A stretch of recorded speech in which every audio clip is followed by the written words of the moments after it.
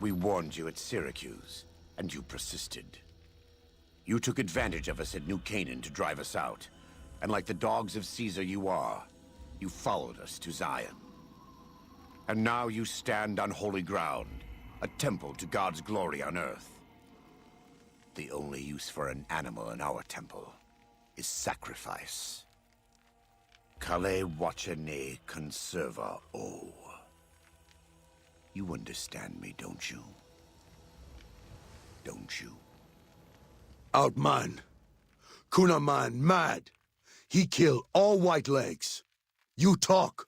You stop. Him hear you. You talk. Don't listen to this thing. His cries are those of a mad beast caught in a thicket. He gave no mercy to my family, and I will give none to his. He has a debt to pay for what he's done, and I've come to collect. And so he's chosen to cower in the water like a dumb animal. I want to take from them what they took from me, from my family. In this life, I want them to suffer. I want all of them to die in fear and pain. I want to have my revenge against him, against Caesar. I want to call it my own, to make my anger God's anger, to justify the things I've done. Sometimes I tell myself that these wildfires never stop burning, but I'm the one who starts them.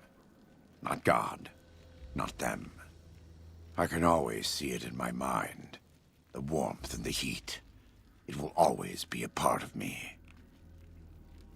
But not today. Go. Get out of here. Go back.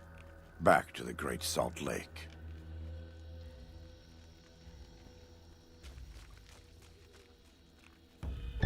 That's it.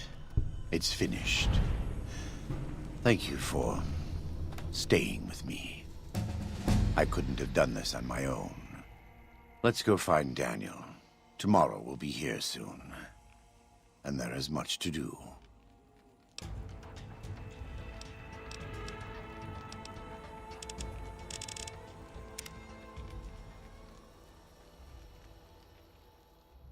And so it was that the conflict between the New Canaanites and the Whitelegs was finally resolved.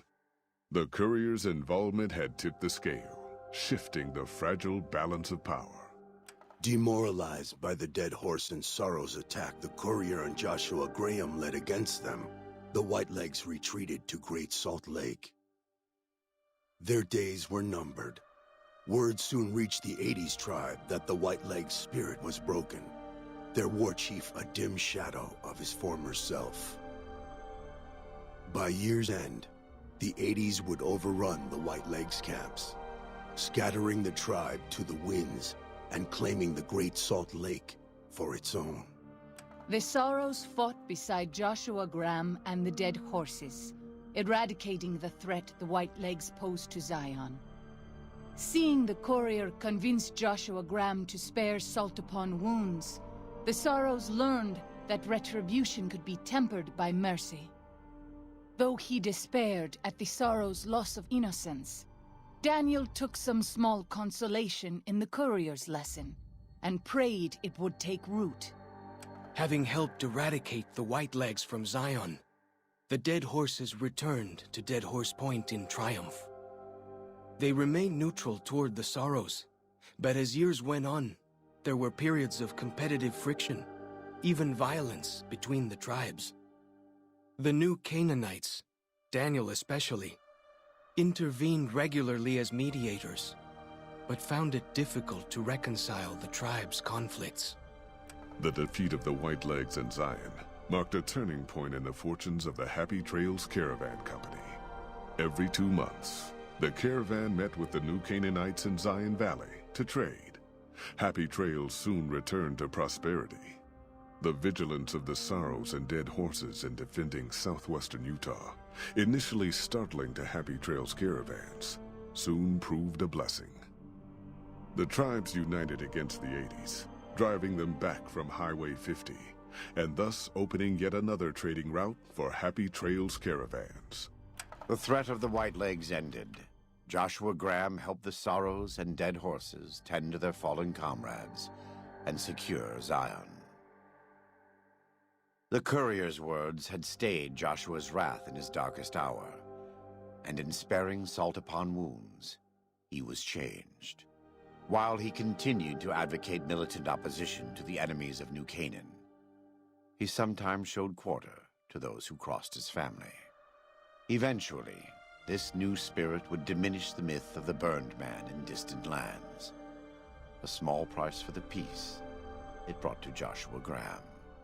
For years after the defeat of the Whitelegs, Daniel did his best to minister to the Sorrows' spiritual needs. Try as he might, he could not hold back the tribe's increasing militancy and reverence of Joshua Graham. Demoralized, he returned to his family and Dead Horse Point. His failures haunted him for the rest of his days. And with that, the courier walked out of the history of the tribes of Zion and back to the gathering storm of the Mojave Wasteland.